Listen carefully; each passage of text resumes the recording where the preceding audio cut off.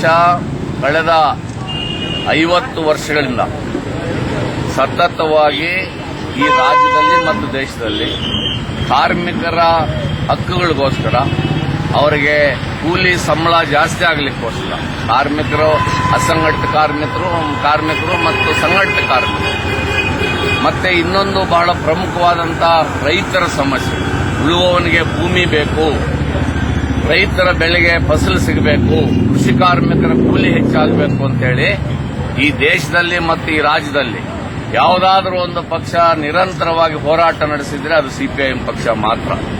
ಅದು ಬೆಂಗಳೂರು ಗ್ರಾಮಾಂತರ ಜಿಲ್ಲೆಯಲ್ಲೂ ಕೂಡ ಈಗ 8 ಅಸೆಂಬ್ಲಿ ಕ್ಷೇತ್ರಗಳಲ್ಲಿ ನಮ್ಮ ಕಾರ್ಮಿಕ ಸಂಘಟನೆಗಳು, ನಮ್ಮ ರೈತ ಸಂಘಟನೆ, ನಮ್ಮ ಕೃಷಿ ಕಾರ್ಮಿಕರ ಸಂಘಟನೆ ಇದೆ, ನಮ್ಮ ಪಕ್ಷನ ಇದೆ.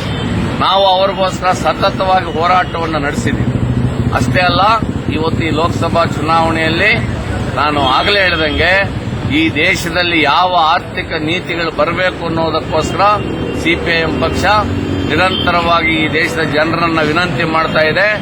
ಯಾವ ನವ ವಸಾಹತುಶಾಹಿ ಆರ್ಥಿಕ ನೀತಿಗಳು ಈ ದೇಶವನ್ನು ದಿವಾಳಿ ಎಬ್ಬಿಸಿದವೋ, ಈ ದೇಶವನ್ನು ಸಾಲದ ಕೂಪಕ್ಕೆ ತಳ್ಳಿದವೋ, ಯಾವ ಆರ್ಥಿಕ ನೀತಿಗಳು ಈ ದೇಶದಲ್ಲಿ 100ಕ್ಕೆ 80 ಜನರ ಕುಟುಂಬಗಳ ಆದಾಯವನ್ನು ಕಡಿಮೆ ಮಾಡಿಸಿದವೋ ಆ ನೀತಿಗಳು ಬದಲಾವಣೆ ಆಗಿ ಜನಪರವಾದಂತ ಮತ್ತು ದೇಶವನ್ನ ಉಳಿಸತಕ್ಕಂಥ ಆರ್ಥಿಕ ನೀತಿಗಳು ಈ ದೇಶದಲ್ಲಿ ಬರಬೇಕು, ಪರ್ಯಾಯ ಆರ್ಥಿಕ ನೀತಿಗಳು ಬರಬೇಕು ಅಂತೇಳಿ 120 ಕೋಟಿ ಜನರ ಮುಂದೆ ನಾವು ವಿನಂತಿ ಮಾಡ್ತಾ ಇದ್ದೀವಿ.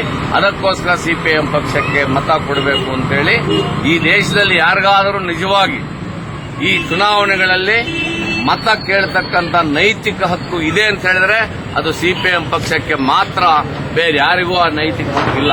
ಯಾಕಂದ್ರೆ 65 ವರ್ಷಗಳ ಆಡಳಿತದಲ್ಲಿ ಕಾಂಗ್ರೆಸ್ ಅತಿ ದೀರ್ಘಕಾಲ ಆಡಳಿತವನ್ನು ನಡೆಸಿದೆ. ಬಿಜೆಪಿ ಕೂಡ 8 ವರ್ಷಗಳ ಕಾಲ ಕೇಂದ್ರದಲ್ಲಿ ಅಧಿಕಾರ ನಡೆಸಿದೆ. ಹಲವಾರು ರಾಜ್ಯಗಳಲ್ಲಿ ಬಿಜೆಪಿ ಅಧಿಕಾರ ನಡೆಸಿದೆ. ಈ ಎಲ್ಲ ಪಕ್ಷಗಳು ಕೂಡ ಸೇರಿ ನಾವು ಅನುಸರಿಸಿದಂತ ಆರ್ಥಿಕ ನೀತಿಗಳು ಒಂದು ಕಡೆ ಆದರೆ ಬಿಜೆಪಿ ಕೋಮುವಾದಿ ನೀತಿಗಳಿಂದ ಈ ದೇಶವನ್ನು ಛಿದ್ರ ಮಾಡತಕ್ಕಂಥ ಪರಿಸ್ಥಿತಿಯನ್ನು ಈ ದೇಶದಲ್ಲಿ ಕಂಡಿದ್ದೇವೆ. ಹಾಗಾಗಿ ನಾವು ಈ ಲೋಕಸಭಾ ಚುನಾವಣೆಯಲ್ಲಿ ಈ ಎರಡೂ ಪಕ್ಷಗಳನ್ನು ಸೋಲಿಸಬೇಕು, ದೇಶಕ್ಕೆ ಪರ್ಯಾಯ ನೀತಿಗಳು ಬರಬೇಕು ಅಂತ ಹೇಳಿ ಸತತವಾಗಿ ಹೋರಾಟ ಮಾಡ್ತಾ ಇದ್ದೀವಿ.